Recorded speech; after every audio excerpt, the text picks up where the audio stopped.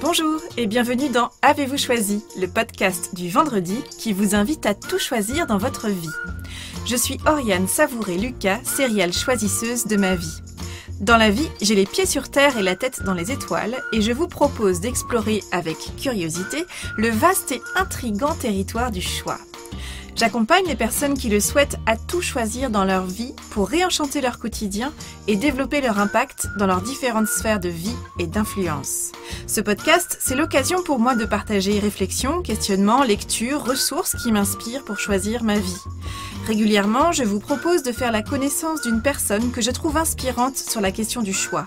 Et je partage avec vous une conversation que j'ai eue avec cette belle personne et son petit supplément d'âme. Une manière de poursuivre votre exploration du territoire du choix à travers la découverte d'un parcours singulier. Aujourd'hui, je vous propose une conversation avec Bolewa Sabourin. Bolewa est un danseur professionnel franco-congolais. Il danse les danses traditionnelles congolaises. C'est un artiviste, c'est-à-dire un artiste engagé en faveur de l'action citoyenne. Il a cofondé en 2008 l'association Loba avec son meilleur ami William Njaboum. Loba signifie « exprime-toi » en lingala, une langue parlée en République démocratique du Congo. Aujourd'hui, l'association Loba déploie notamment le projet Recréation by Loba qui se mobilise, notamment en République démocratique du Congo, contre le viol comme arme de guerre et contre les violences faites aux femmes. Et cette association accompagne les survivantes de viols au travers de la danse comme thérapie. J'ai contacté Bolewa après avoir vu une interview vidéo de lui qui était réalisée par Brut. Son parcours, son discours, sa posture m'ont immédiatement donné envie de le contacter pour lui proposer une conversation autour du thème du choix. Je pressentais une rencontre passionnante et profonde et mon intuition s'est confirmée. Nous nous sommes rencontrés par un jour très pluvieux d'octobre à la Cité Audacieuse, à Paris. Nous devions passer une petite heure ensemble maximum et nous avons finalement conversé pendant plus d'1 heure et demie. Avant de démarrer l'interview, nous nous sommes découverts des points communs, tant dans nos attaches géographiques que dans les thèmes qui nous passionnent. Et notre conversation enregistrée a été un vrai régal. Je suis repartie enchantée et émue par la profondeur de notre échange. Il y a des rencontres qui inspirent, qui portent, qui confirment des messages et des actions essentielles qui résonnent fort. Ma rencontre avec Bolewa entre dans cette catégorie-là. Le parcours de vie de Bolewa a été chaotique, c'est peu de le dire. Bolewa n'a pas encore 35 ans et semble déjà avoir vécu plusieurs vies en une. Et il a notamment été confronté à des défis, des challenges et des épreuves de vie de grande ampleur et en grand nombre. L'histoire de Bolewa, c'est l'histoire d'une résilience dont le fil rouge est la danse. Né en France, d'une mère française et d'un père danseur congolais, Bolewa a grandi à Kinshasa, capitale de la République démocratique du Congo. Ses parents se séparent après sa naissance et il va passer d'un pays à l'autre, d'une culture à une autre, d'une identité à une autre, au gré des décisions de ses parents ou encore des événements politiques qui précipiteront des départs et qui le feront toujours se sentir en déséquilibre et minoritaire, quel que soit l'environnement rejoint. Ces changements constants nécessitaient une adaptation constante de la part de Bolewa. Il lui fallait rapidement comprendre, maîtriser et intégrer les codes du nouvel environnement. L'enjeu pour Bolewa a été de trouver comment être lui-même. Car à force de s'adapter sans cesse, Bolewa avait développé les capacités d'adaptation d'un caméléon, mais au risque de se perdre. Bolewa a connu très tôt les déracinements multiples, puis la rue, les squats. Au milieu de tout ce chaos, la danse a toujours été l'outil de résilience de sa vie et c'est désormais son outil de travail. Bolewa a choisi de danser avec son chaos. Il a choisi de faire de son parcours chaotique une force. Le parcours de Bolewa est inspirant car, tel un alchimiste, Bolewa a su transformer son parcours chaotique en action engagée et pragmatique. Bolewa a à cœur de permettre l'expression de chacun au service du collectif. C'est un homme aux multiples engagements, avant tout mu par une envie d'action et de pragmatisme. Sa première question, lorsqu'un sujet le touche, c'est qu'est-ce que je peux faire? Bolewa est un colibri dansant. Il met son art au service de la cité et contribue avec ce qu'il sait faire le mieux, danser, pour inviter l'autre à exprimer sa singularité et sa vérité, et pour permettre aux individus et aux collectifs de faire corps. Dans ses engagements, Bolewa contribue à accompagner des survivants sous toutes leurs formes et leur propose de transformer le mouvement, l'expression du corps, en expression verbale pour aider ces personnes à se libérer et à se réapproprier leur corps et leur identité.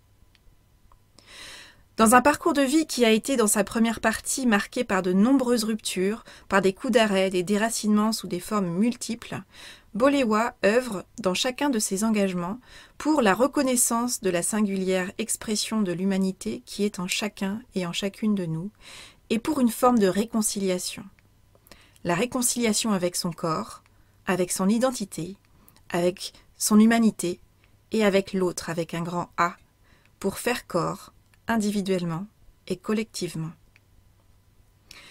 Au cours de notre conversation, Bolewa et moi avons parlé, entre autres, du parcours chaotique de Bolewa, des années de galère et de comment la danse l'a aidé à exprimer sa singularité et, comme il dit, à maintenir au moins une narine au-dessus de l'eau. Du moment où il a réussi à allier son engagement et l'expression de sa singularité. De la création de l'association Loba qui propose un nouveau territoire, un laboratoire d'expérimentation pour permettre à chacun de faire tomber les masques et pour permettre à tous ses amis de s'inscrire dans une case où chacun peut être qui il ou elle est. Pour mettre l'art au service de la cité, un art qui permette de créer l'espace pour exprimer une parole individuelle. Nous avons parlé également d'être hybride, d'authenticité et de vulnérabilité. De l'importance du chiffre 1, du groupe pensé comme un corps humain et de la philosophie bantoue de l'Ubuntu. Je suis parce que nous sommes, popularisée par Nelson Mandela, puis par les codeurs. De sa question moteur, qu'est-ce que je peux faire? De sa rencontre déterminante, le 8 mars 2016, avec le docteur Denis Mukwege, chirurgien obstétricien, l'homme qui répare les femmes, prix Nobel de la paix pour son travail de reconstruction auprès des femmes de la République démocratique du Congo, victimes de viols comme arme de guerre. De son engagement contre la violence faite aux femmes, qui lui a permis d'allier tous ces univers. Nous avons parlé aussi d'artivisme et d'entreprise sociale, de l'importance de créer des ponts et du lien, de sa curiosité, de sa détermination dans l'action et de ses nombreux engagements. De la puissance exemplaire des plus exclus et des plus vulnérables qui reprennent pied dans leur vie. Je vous souhaite une bonne écoute de la première partie de cette conversation. Je te remercie beaucoup, Bolewa, d'avoir accepté mon invitation donc, dans Avez-vous choisi? Je t'en prie. Donc, tu es danseur professionnel. Oui. Tu danses notamment les danses traditionnelles congolaises. Effectivement. Tu es aussi un artiviste. On va en reparler. Et tu as cofondé en 2008 l'association Loba, qui veut dire donc exprime-toi en lingala, qui est une des langues qui est parlée en République démocratique du Congo. Et avant de parler un peu plus avant justement de ces différents projets que tu as construits, ce que je trouve très inspirant dans ton parcours, c'est que tu as choisi de danser avec ton chaos. Tu as eu un parcours que tu qualifies toi-même de chaotique. Et puis, je trouve que tu as choisi, en fait, de transformer un peu à la manière d'un alchimiste ce parcours que tu as eu, qui est à la fois singulier et, c'est vrai, assez chaotique, et que tu as réussi à le transformer en carburant pour créer et pour agir. Clairement, la danse, on comprend assez vite quand on découvre un peu ton histoire, c'est le fil rouge de ta vie. Et ça a aussi été un outil de résilience et un outil de travail désormais pour toi. Donc, comment est-ce que la danse t'a aidé à trouver ta place et à exprimer qui tu es? Mais déjà, merci vraiment de cette invitation. Et ouais, c'est toujours bizarre quand les gens s'intéressent à son travail, surtout quand c'est plus qu'un travail, c'est un parcours de vie. Et donc, du coup, cette danse que je pratique, ça a été déjà c'est un héritage au tout départ, un héritage de mon père et puis aussi de ma mère, vu qu'ils se sont rencontrés à travers la danse, parce que mon père était prof de danse et ma mère était son élève.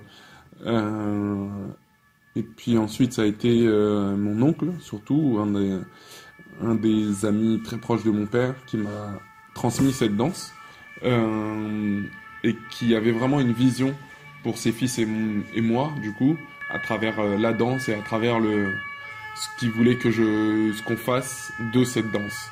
Du coup, donc cet héritage, j'ai eu du mal à l'accepter, parce que j'avais l'impression que c'était une reproduction. Mais quand j'ai voulu m'en écarter, ma vie était encore plus chaotique. Et au final, j'ai toujours été obligé en fait de danser pour maintenir, comme je dis, au moins une narine au-dessus de l'eau, parce que la danse, d'un côté, donc c'était mon moyen d'expression, ma bouée. Lorsque j'avais pas les mots, c'était l'outil qui me permettait d'exprimer au monde ce que je ressentais à l'intérieur et que je n'arrivais pas à verbaliser. De l'autre côté, la danse était aussi un travail qui, même si ça ne me ramenait pas beaucoup d'argent par mes cours, parce que déjà être danseur en France c'est compliqué. Ensuite, les danses traditionnelles congolaises c'est encore plus une niche. Donc au final, tout le monde pense que soit c'est gratuit ou soit c'est à très bas prix. Donc mais c'était déjà ça, parce qu'à l'époque, j'avais rien. Donc, c'était un travail qui me permettait de ramener un petit pécule. Et puis, c'est aussi un outil de sociabilité, dans le sens où ça me permettait, moi qui étais au fond du trou, de pouvoir avoir ces moments de lumière, que ça soit sur scène ou que ça soit en soirée. Sur scène, quand je dansais et que les gens viennent te voir, alors que toi, à l'intérieur, tu souffres ou tu vis des moments très très très difficiles, et tu as des moments d'aération et de respiration où les gens viennent te voir et donc te félicitent pour ta danse. Et puis en soirée, c'est le moment où tes amis ou les gens que tu ne connais pas vont te regarder avec envie, alors que c'est toi qui les envies, vont se faire de la place autour de toi. C'était aussi un outil qui me permet de draguer les filles sans pouvoir parler, parce que j'ai jamais su être un blablateur dans ce cadre-là. J'étais toujours trop timide et trop gêné, mais grâce à la danse, ça me permettait justement de communiquer comme ça avec la gente féminine, donc c'était génial. Donc tous ces aspects-là de la danse me permettaient justement de survivre aux difficultés qui m'étaient héritées et aussi ensuite que j'avais construit. Donc jusqu'à ce que je trouve le point de rupture qui m'a permis en fait de basculer, et ce point de rupture il a été long à trouver, mais ce point de rupture c'est quand j'ai réussi à allier l'engagement que j'ai toujours eu, la question de la responsabilité, de l'utilité vis-à-vis de moi, mais vis-à-vis du monde, de faire ma part, de pouvoir exprimer ma singularité, qui au fond exprime une pluralité, parce que mon parcours est singulier, mais en fait il n'est que pluriel, parce que d'autres personnes ressentent et vivent, même s'ils ne parcourent pas exactement le même chemin, mais les mécanismes sont les mêmes, et peut-être qu'ils ont moins de facilité que moi, parce qu'ils n'ont pas la danse, parce qu'ils n'ont pas l'art, parce que, pour plein de raisons, à pouvoir s'exprimer. Du coup, en 2008, on crée l'association LOBA, mais il me faudra attendre presque 17, voire 18 vraiment, pour trouver le point de rupture. 2016 déjà, et puis après 2017, quand en 2016, c'est la rencontre avec le docteur Denis Mukwege, qui soigne des femmes qui sont victimes du viol comme arme de guerre à l'est du Congo. C'est un chirurgien obstétricien qui, en 2018, est devenu prix Nobel de la paix. Et puis, où je lui demande qu'est-ce que je peux faire pour vous être utile. Il me dit de lui faire un projet, et on lui fait un projet pour aller donner des cours de danse à des femmes qui sont victimes du viol comme arme de guerre au Congo. Et là-bas, la rencontre avec les femmes a chamboulé complètement mon histoire, et en revenant, au lieu d'essayer d'avoir un objet humanitaire, on a voulu vraiment développer une entreprise sociale qui permettrait de développer une méthode de thérapie qu'on a découvert sur place, c'est-à-dire que après nos ateliers de danse, elles allaient échanger avec le psychologue qui était sur place. Et en fait, le psychologue nous disait qu'elle s'exprimait plus facilement après les groupes de danse. Donc de là, on a vraiment... on s'est dit, au lieu d'avoir un groupe de parole et un groupe de danse, autant avoir un 2 en 1, d'avoir un binôme de danseurs et de psychothérapeutes qui travaillent ensemble pour proposer un atelier qui allie et un temps dansé et un temps parole. Donc l'idée est véritablement de libérer les émotions pour ensuite libérer la parole. Et puis si la parole ne vient qu'en dansant, et ben qu'elle ne vienne qu'en dansant. Et donc du coup, en fait, ça a été un peu aussi cet alignement entre la parole forte de l'engagement et l'engagement fort de la danse. Parce que quand on danse, on s'engage pleinement. On s'engage physiquement, le corps en fait se met en mouvement. On engage tout, la tête, le cœur, l'âme, on engage tout. On ne peut pas danser à moitié. Donc là, plus cette parole presque politique sur les violences faites aux femmes, ça m'a permis d'allier vraiment tous mes univers et tout ce dont je pense le plus urgent et le plus important à mes yeux. Donc tu as réussi à faire clic en fait entre tous les morceaux du puzzle qui avaient constitué ta vie jusqu'à présent et tu as réussi à lui donner une forme en t'inspirant aussi de la manière dont tu pouvais contribuer un peu à la forme d'un colibri dansant finalement dans l'univers et en t'appuyant sur les besoins qui étaient émis par des professionnels aussi comme le docteur Mukwabe. Du coup, la question qui m'est venue aussi, c'est parce que tu l'as évoqué en 2008, tu fondes donc l'association Loba avec ton tu cofondes effectivement avec un ami à toi. Mon meilleur ami, ouais, toujours. Ton meilleur ami. Tu cofondes cette association, donc Loba, qui veut dire Exprime-toi. Quel est l'élément déclencheur qui fait que vous choisissez ensemble de créer cette association ? On a décidé de créer Loba parce que en fait, donc William Jaboum et moi-même, à l'époque, on s'est rencontrés dans les cours de danse, dans un cours de danse hip-hop. Moi, je faisais des danses traditionnelles congolaises. Il y avait un cours de hip-hop après le cours de danse traditionnelle congolaise de mon oncle, donc j'ai suivi mon grand cousin qui y allait. Et là, j'ai rencontré donc William. Donc lui, il était étudiant en économie à Paris 1 et il habitait aussi à Noisy-le-Grand. Il avait grandi en banlieue, du côté de Noisy-le-Grand, des 2 parents qui étaient camerounais. Lui, il est né à Paris. Et donc, il avait une trajectoire qui lui était propre. Et moi, de l'autre côté, j'étais un peu son inverse parce que lui, il avait ses 2 parents, ses 3 grandes sœurs, une famille classique et pas classique en même temps, mais stable. Alors que moi, à l'époque, je sais pas même pas où. Je crois que je parlais même plus à mon père, je parlais plus à ma mère, je sais même pas où ils étaient. Moi, ma mère et mon père, ils sont plus ensemble depuis peut-être après ma naissance, juste après. J'ai connu ma mère qu'à l'âge de 11 ans, après que mon père m'ait envoyé au Congo à l'âge de 1 an et qu'il est venu me rechercher à l'âge de 6 ans et qu'à 11 ans, je retrouverai ma mère et qu'à 13 ans, on se parlera plus, et on va se reparler à 23 ans, puis après à 33 ans. Donc ma mère, c'est une fois tous les décennies. Et de l'autre côté, mon père, 18 ans, une fois que j'ai pu prendre mon envol, j'ai dit c'est bon, j'en ai marre de vous et j'ai besoin de faire... de prendre ma place. Ou de faire ma place, ou de trouver ma place. Oui. Mais en tout cas, j'ai besoin d'être loin de vous. Et donc, du coup, j'avais une famille complètement déstructurée à côté de la sienne. Mais néanmoins, tous les deux, on ressentait du coup des nœuds et des freins au-delà de la famille, qui étaient des nœuds dus à nos parcours, dus au système dans lequel on vit. Et donc, cette sensibilité qu'on pouvait avoir de choses qu'on ne peut expliquer, mais qui créent en nous des forces négatives, des forces qui nous écrasent et qui créent de la colère. On a voulu...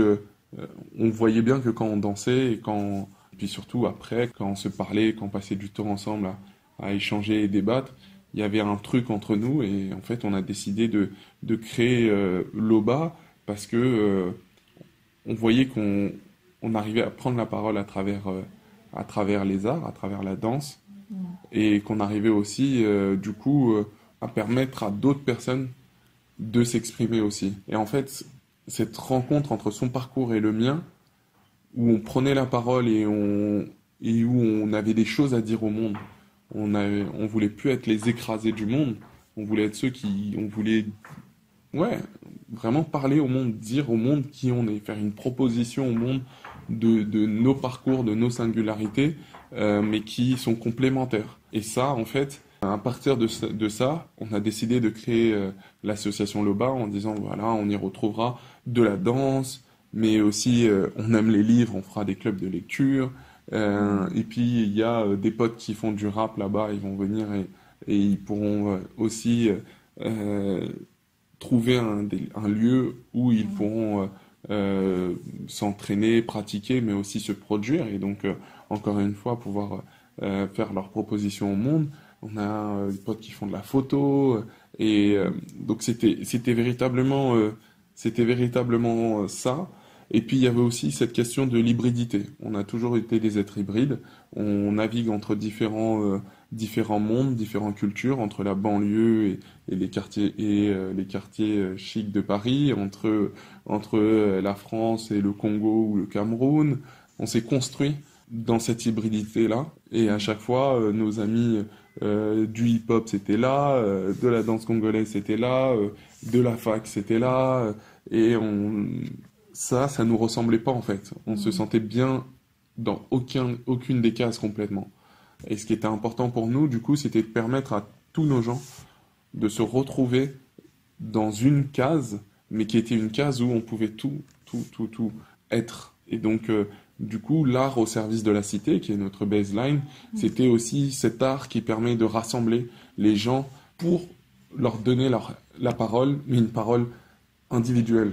Et non la faire taire dans un qui serait universel, alors que en fait cette universalité-là, pour nous, elle se crée dans la pluralité et pas dans une singularité. Pas si... Si, je comprends tout à fait. Et ce que je trouve intéressant, c'est que déjà avec la création de l'association Loba, vous avez eu à cœur en fait de créer un nouveau territoire sur lequel chacun serait en capacité d'exprimer qui il était dans sa singularité, avec toutes ses parts finalement, mais sans chercher à se demander s'il rentrait dans tel ou tel groupe, mais en étant simplement qui il ou elle était. Ouais. Et on entend déjà dans ce que tu dis les prémices de la logique aussi de groupe de parole, en tout cas d'expression de qui on est, d'avoir un espace, une sorte de laboratoire d'expérimentation pour aller tester mais qui je suis finalement, comment je parle de moi et comment je me mets en lien avec les autres. Exactement. Oui, ça te parle. Et du coup, comment je fais tomber aussi les masques, les masques de la société, parce que aussi ce qui était important pour nous, c'est l'authenticité des personnes. La nôtre, déjà, encore une fois, en tant que danseur, on ne peut pas tricher. Vous êtes à nu une fois que vous êtes sur scène. Et donc, du coup, cette authenticité-là, on la porte, mais on veut que les autres aussi puissent la porter avec nous. Donc, c'est aussi bas les masques. Comment je me mets à nu, et en fait, comment ma vulnérabilité est une force. Et comment je fais de ma vulnérabilité une force. Donc, c'est des processus qui sont très compliqués. Même nous, quand on y a démarré, on ne pouvait pas mettre de mots, mais c'est ce qu'on ressentait, c'est ce qu'on avait. Et c'est ce qu'on arrivait à agréger comme type de personne. Mais il y avait cette ligne de l'authenticité et aussi de cette singularité plurielle. Et ce que j'ai compris aussi à travers, en découvrant ton parcours, c'est que quelque part tu as un peu par la force développé une grande capacité d'adaptation aussi, en changeant régulièrement de pays, de langue, voire même on a essayé de te faire changer de prénom plusieurs fois. Donc quelque part tu as développé et tu en as fait une force ensuite, cette capacité à être un caméléon quelque part et à t'adapter dans les différents environnements dans lesquels tu as avancé et tu as par la porte ou par la fenêtre réussi à t'épanouir. Et quelque part, est-ce que Loba, c'était pas ça aussi en disant oui, je suis un caméléon, mais j'ai aussi besoin de m'assurer que je suis moi avant tout, de créer un espace où toi tu pouvais vivre ça, aller tester qui tu étais vraiment et offrir en étant ça toi-même cette possibilité-là aux autres. Complètement. Et c'est pour ça que la rencontre avec William était très importante aussi pour moi, c'est que je pouvais voir un autre caméléon, mais qui avait vécu une toute autre histoire avec non cette violence. Parce que c'était des violences de tout le temps changer de lieu de vie, de langue et tout ça. Au final, c'était de la violence. Même si moi, je ne le percevais pas comme ça, elle s'inscrivait en moi et aussi, au final, quand j'étais face à des situations assez difficiles d'embrouille et autres, je laissais toute cette violence sortir avec des coups et je me battais souvent ou je me battais avec vraiment une très très grande violence, mais qui était due à tous ces moments de rupture qui, à chaque fois, m'ont obligé à devoir m'adapter à des nouvelles situations. Quelque part, ça me fait penser à l'image de la fragmentation, c'est-à-dire c'est comme si chacune de ces ruptures-là ou de ces déracinements-là que tu avais vécu avait un peu fragmenté un peu plus l'être que tu es. Complètement. Et qu'en créant Loba, finalement, tu avais envie de créer de l'unicité. Tout est un, on est tous un, on est un être dans une communauté, mais comment est-ce que chacun peut être soi? En fait, ça a été une réparation, cette association. Totalement. Nous, notre objectif, c'est comment faire corps. C'est de penser tout groupe comme un corps humain, où en fait, dans le corps humain, tout est relié, mais chacun a sa fonction. Le cœur ne fait pas ce que fait la tête, mais il est tout aussi important. Les jambes ne font pas ce que font les bras, mais elles sont tout aussi importantes. Et que du coup, si on veut que le corps fonctionne bien, il faut que chacun fonctionne bien, donne sa pleine mesure, mais que chacun soit bien respecté dans sa différence. On ne réinvente rien, on a un corps et en fait tout ce qu'on matérialise vient de ce qu'on a à l'intérieur. Et donc nous, du coup, chaque groupement pour nous est un corps vivant. Avec William, ce truc de faire corps, c'était déjà nous, comment on arrivait à faire corps, rien que tous les deux à travers nos histoires. Et cette complémentarité du fait qu'on est des hommes, souvent les hommes, on dit qu'il y a ce truc de compétition entre les deux, alors que nous, on a réussi à balayer cette compétition. Il y a une complémentarité. Et chacun apporte ce qu'il peut apporter ou ce qu'il doit apporter en fonction de plein de facteurs qui lui sont propres, mais avec ce respect, c'était vraiment cet espace cet espace commun où le un, et du coup en l'occurrence le mien aussi, pouvait donner la pleine mesure de ses capacités, de son potentialité, sans avoir à devoir à chaque fois, encore une fois, se défragmenter pour plaire, pour passer comme ci, comme ça. Alors que pour moi, il m'était impossible en fait. Et pour William aussi, au final, à part de force et en faisant des clones. Mais en fait, pour moi, c'était pas possible d'être un clone. Mon histoire avait été trop violent pour que je puisse rentrer dans des moules, à moins que le moule soit un moule où je puisse donner la pleine mesure de mes capacités. Donc, au final, c'était Loba et ça l'est toujours, 12 ans plus tard. Parce que, à l'époque, je devais avoir 21 ans. Aujourd'hui, j'en ai 34, 13 ans plus tard même. Donc, et puis, en fait, on a su trouver en fait une philosophie qui nous correspondait. Ça s'appelle l'Ubuntu. Qui est une philosophie donc africaine et en plus donc du coup c'était pas pour rien, c'est une philosophie bantou et William et moi on est bantou. Les bantous sont des peuples qui traversent l'Afrique du sud jusqu'au centre et en fait et donc William est d'origine camerounaise et moi de père congolais, donc en fait, cette philosophie, en fait, on dit sûrement qu'on l'a portée en nous, parce que l'Ubuntu, c'est je suis parce que nous sommes. C'est-à-dire que un individu fort constituera avec d'autres une communauté forte, et cette communauté forte rendra à l'individu fort. Et l'individu et le collectif sont tous les deux respectés à la même hauteur. Il n'y a pas de soit tu es individualiste, soit tu es collectiviste. Ou communiste, et du coup soit c'est tout pour toi, soit c'est vraiment on annihile ta personnalité et ton individualité, ta singularité au profit d'un tout où tout le monde serait soi-disant à égalité.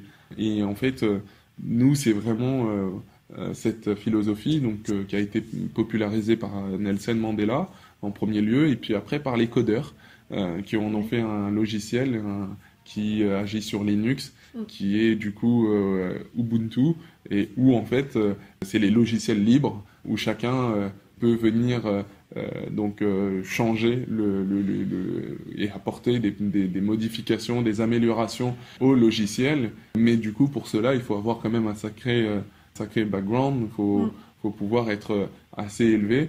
Et en fait, donc après, ce système d'exploitation qui est libre et qui est gratuit peut être utilisé par tout le monde et donc fait concurrence au système d'exploitation Windows de Microsoft ou de Apple, qui sont des systèmes fermés ou qui sont très descendants, alors que là, c'est vraiment c'est participatif et ça dépend des individualités de chacun. Donc ils avaient très bien compris cette philosophie, ils ont su le mettre en logiciel. En code.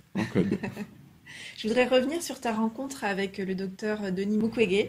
Tu l'as rencontré, je crois, le 8 mars 2016, oui. C'est ça, lors de la journée internationale de lutte pour les droits des femmes. Oui. Qu'est-ce qui fait que tu es présent, en fait, à cet événement? Qu'est-ce qui fait que, en tant qu'homme, tu te sens mobilisé déjà le 8 mars 2016, avant de rencontrer cet éminent médecin? Qu'est-ce qui fait que tu es présent sur ce type d'événement? Alors, je suis présent pour plusieurs raisons. La première, en fait, c'est qu'un mois avant, je perds mon oncle qui est mon maître de danse et qui est un peu un père de substitution. Et je suis complètement désemparé. Je perds un père, je perds un maître, je perds beaucoup à ce moment-là. Et du coup, je me pose la question de plein de choses, de qui va me guider, qu'est-ce que je vais faire de ma danse. À ce moment-là, je vois un film, le film L'homme qui répare les femmes, qui est un film vraiment très très fort et presque traumatisant. Et j'avais entendu les questions des violences faites aux femmes, mais au Congo, mais la violence est tellement inhérente à ce pays que j'ai quitté parce que justement des groupes armés allaient se tirer dessus et que mon père avait peur de ma sécurité, donc il est venu me rechercher pour me ramener à Paris. Donc la violence est tellement inhérente que les violences faites aux femmes sont quelque chose qu'on banalise malheureusement. Du coup, je viens surtout pour le monsieur. Donc tu as eu l'information qui venait une de mes cousines m'écrit, me dit Boléwa, il y a le docteur qui passe à Paris et il fait une conférence le 8 mars à l'hôtel de ville de Paris. Quelques années avant, j'avais travaillé pour l'hôtel de ville, donc en plus pour moi c'était la maison. Donc j'y vais et puis là en fait donc je l'écoute parler et à un moment donné donc c'est la séance des questions et plein de mains se lèvent et on donne la parole à une très belle femme noire, bien habillée, qui d'un coup dit Docteur, on dit souvent que vous avez réparé des tas de femmes au Congo, mais est-ce que vous pouvez nous dire combien? Donc après la parole, normalement les questions devaient s'enchaîner pour qu'après il puisse répondre. Et en fait il arrête là, il dit je vais répondre à cette question avant qu'on... Et il prend la parole et il dit vous savez madame, ne serait-ce que une, c'est déjà trop. Et quand il a dit ça, là, c'est là où moi aussi j'ai eu envie de lui poser la question du coup de qu'est-ce que je peux faire pour vous aider, parce que tout le monde peut poser des questions qui n'avaient rien à voir avec l'action en fait. C'était beaucoup de blabla, vous savez, comme dans tous les événements comme ça, où chacun veut apporter sa science, son idée, sa réflexion, ou ce qu'il a entendu à la radio, ou truc dont on s'en fiche en fait. C'est plutôt qu'est-ce qu'on peut faire. Moi, ça a toujours été... C'est ton moteur, c'est ton levier. C'est l'action. Il n'y a rien qui ne se fait sans l'action. On agit, puis ensuite on peut réfléchir. Mais en fait, être là comme ça... Mais quand il dit ça, pour moi, c'est vraiment... c'est ce moment-là où je dis, mais... C'est ce monsieur, en fait. C'est ce monsieur, parce qu'en fait, dans cette phrase-là, pour moi, il a tout dit, en fait. C'est le plus petit dénominateur commun. C'est... Ne serait-ce qu'une, c'est déjà trop. C'est ce point de départ. Après, le reste, ça peut être pandémique. C'est presque... entre guillemets, la fatalité. Ce qui est important, c'est le un.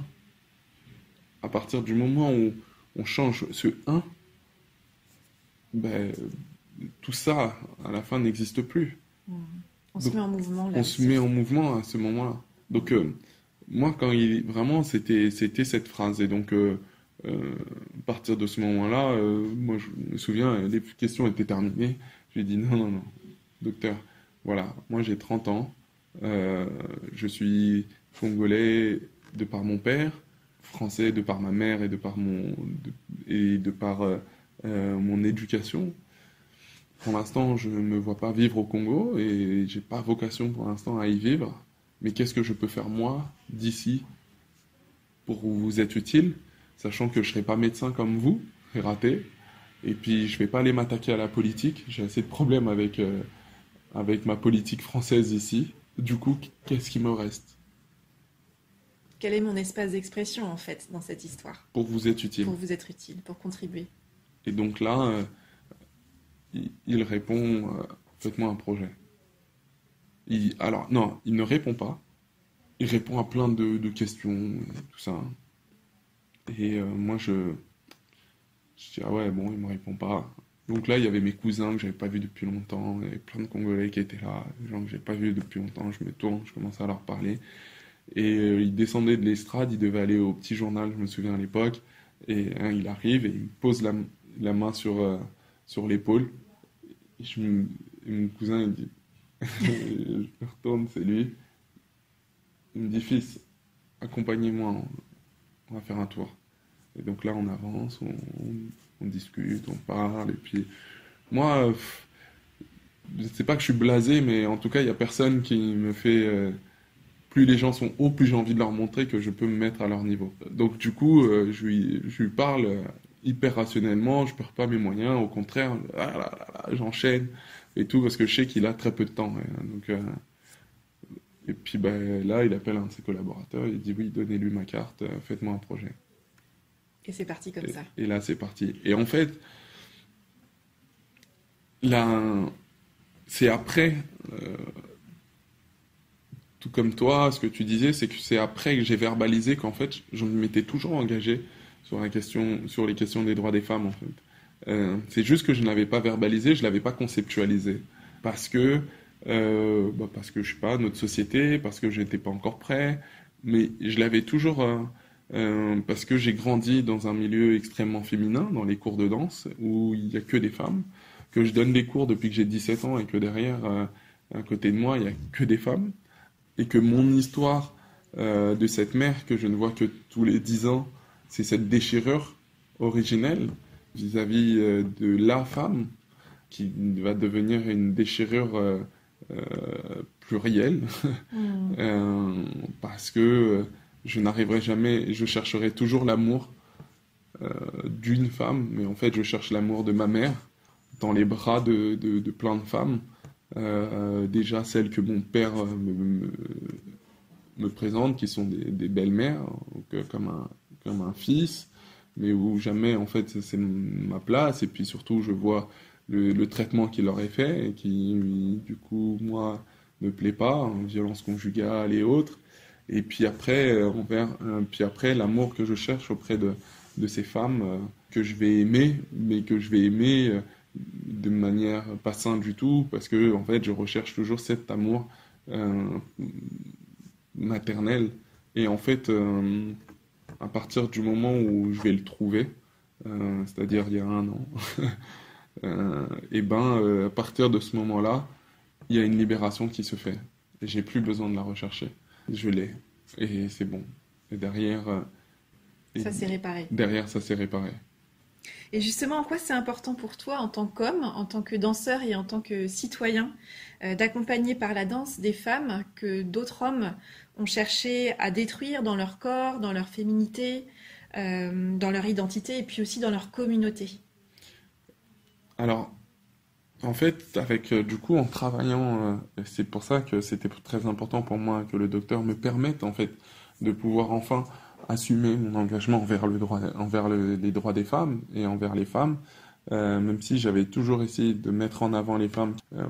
Quand on est dans la danse et qu'on voit toutes ces femmes qui viennent avec leur corps, des corps tous très différents, des personnes fortes, moins fortes, des personnes grandes, petites, et on ressent, surtout quand elles sont 20 entre elles, on ressent toutes les injonctions de la société envers leur corps, et du coup celles qui sont leurs injonctions aussi, parce qu'elles les ont intégrées. On ressent toutes ces difficultés, et puis surtout quand il faut se mettre en scène. Et se mettre en scène, comme je le disais, c'est se mettre à nu. Et donc là, face à une scène, il y en a plein qui venaient pas au spectacle de fin d'année parce que c'était trop pour elles.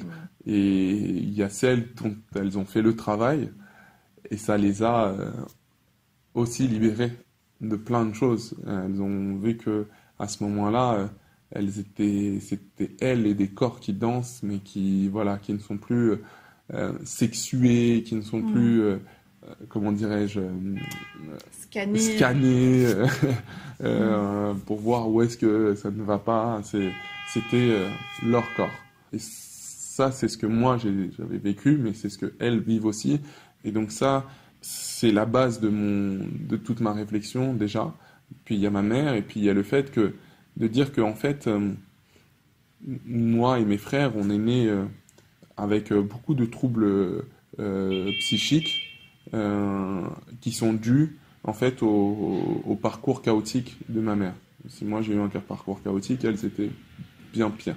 Et en fait, ce parcours chaotique, elle ne l'a pas résolu, elle ne les a pas résolus, et du coup elle me les a transmis. C'est ce qu'on appelle l'épigénétique. Et en fait, du coup, moi, en plus de mon parcours que je dois trouver, je dois régler les problématiques liées à ma mère et voire à ma grand-mère. Et donc, en fait, travailler sur la question des droits des femmes, c'est travailler sur l'humanité, en fait. Bien sûr. Parce qu'il n'y a aucun être humain qui passe par autre chose que le ventre d'une mère. Et donc, du coup, c'était aussi simple que ça. Elle représente plus de 51% de la population, et le reste, 49%, c'est des êtres qui sont passés par leur ventre. Donc, à qui elles vont transmettre tout un tas d'informations. Si on résout, entre guillemets, le problème de la place des femmes dans ce monde, en fait, on résout le problème de l'humanité dans ce monde.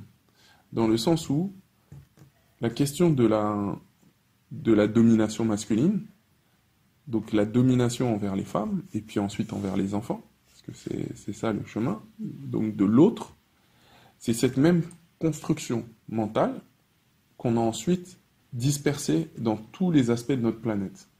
C'est-à-dire que cette domination masculine, on l'a déplacée sur la domination vis-à-vis de la nature et vis-à-vis de notre planète. Et on ne s'intègre pas à la planète, il y a la nature et les êtres humains, voire les hommes.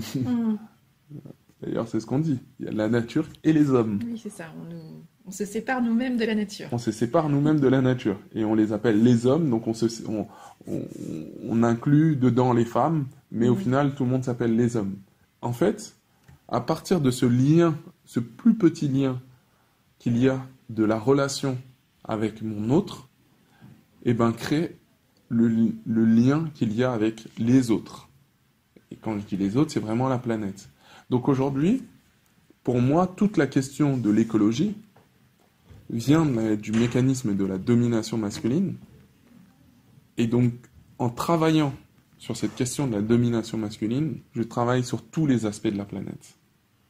Que ce soit des enfants, des êtres humains qui vont naître dans un premier temps, parce que moi c'est eux qui m'intéressent, parce que potentiellement c'est eux qui peuvent faire péter ou ou rendre ce monde meilleur.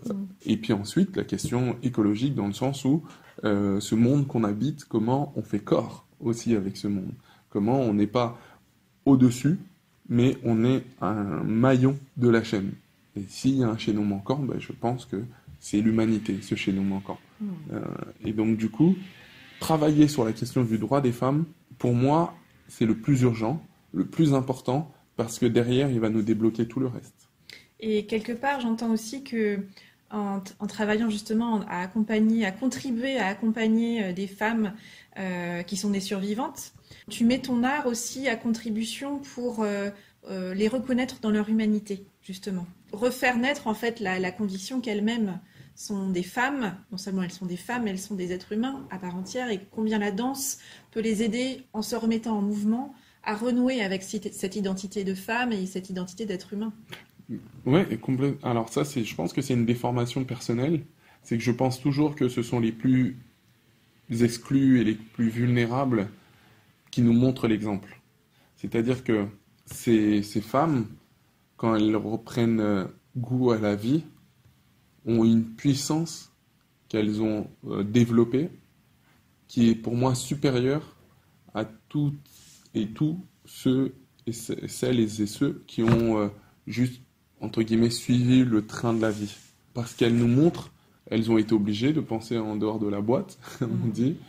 Elles sont allées chercher des forces en elles qui nous montrent que on peut se relever de choses qui sont très très très très difficiles, comme le viol comme arme de guerre, où on vous met des machettes, des kalachnikovs, des gourdins dans le vagin, et que du coup de ça, on peut se relever, on peut réapprendre à vivre et à aimer, et surtout derrière, on peut être des exemples et des leaders.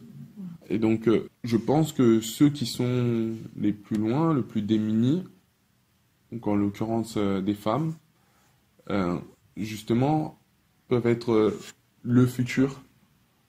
Et qu'une société qui est bien portante, c'est une société qui regarde vers les plus démunis pour les amener et les tirer vers, pas la norme, mais vers quelque chose où ce sont eux qui vont nous tirer. Moi, tous les lundis, elles me donnent autant de force que je leur en donne.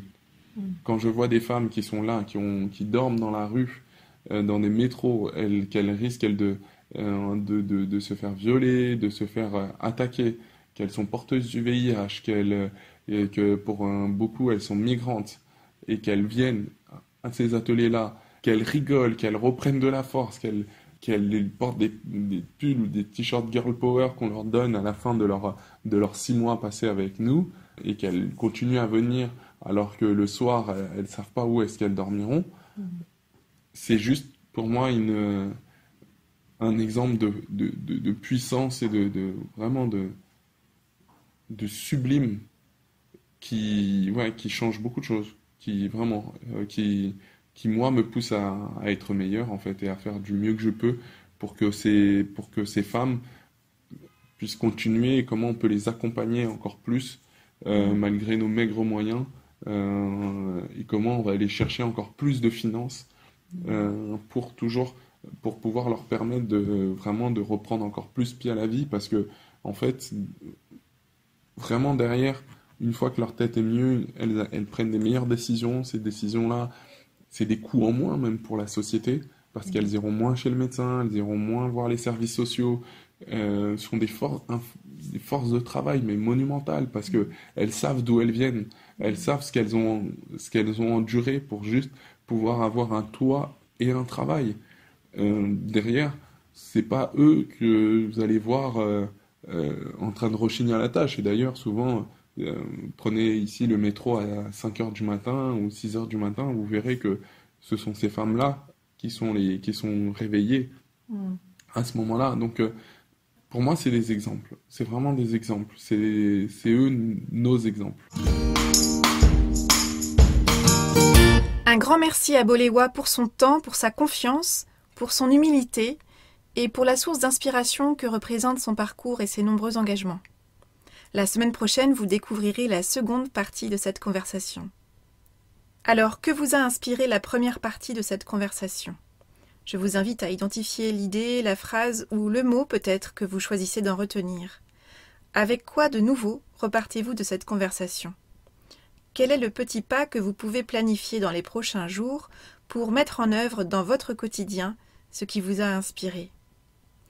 Si vous voulez soutenir les actions de l'association LOBA, rendez-vous sur le site recreationbyloba.com. Voilà, c'est tout pour aujourd'hui. Vous retrouverez cet épisode sur le site oriansavoureluca.com. Si vous aimez ce podcast, je vous invite à le partager auprès de celles et ceux qui vous sont chers et que l'idée de tout choisir dans leur vie pourrait réjouir. Merci également de laisser votre avis enthousiaste sur la page Facebook, le site ou encore une constellation de 5 étoiles sur iTunes ou sur votre plateforme de podcast préférée. Vous contribuerez ainsi à soutenir ce projet de façon bienveillante et efficace. Je vous souhaite une bonne semaine et je vous donne rendez-vous la semaine prochaine pour la seconde partie de cette conversation. Et d'ici là, et si vous choisissiez tout ?